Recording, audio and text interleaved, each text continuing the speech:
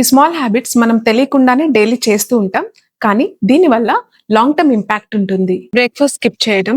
మనిషి అని వాడు ఎవడన్నా నీళ్ళు తింటాడా? ఒకటి తీసే. సో బ్రేక్ఫాస్ట్ స్కిప్ చేయడం వల్ల మనకి ఎనర్జీ ఉండదు, మన బాడీ ఎక్కువ హంగర్ ఫీల్ అవుతుంది. తర్వాత దానివల్ల మనం ఇంకా ఎక్కువ తినేస్తాం నార్మల్ గా తినాల్సిన దానికంటే. వాటర్ తక్కువగా తాగుతుండడం.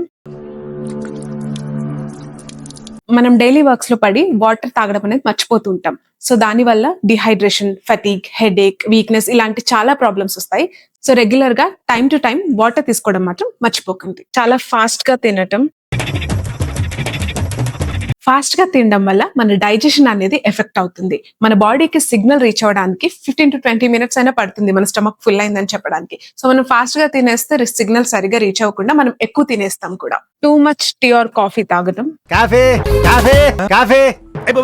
కాఫీ, టీ ఎక్కువ తాగడం వల్ల టెంపరరీ హై ఎనర్జీ వస్తుంది, but later dehydration, anxiety, digestion problems ఇలాంటివి చాలా వస్తాయి. అండ్ కాఫీ, టీకి మనం అడిక్ట్ అయ్యే ఛాన్సెస్ కూడా ఎక్కువ ఉంటాయి. దానివల్ల మనం అవి లేకపోతే ఎనర్జీ లేదు అన్న ఫీల్ లో ఉంటాం. ఫ్రూట్స్ అండ్ వెజిటబుల్స్ తినకపోవడం. మీరు ఇప్పుడు చెప్తున్నారు, ముందే చెప్పాలి కదా.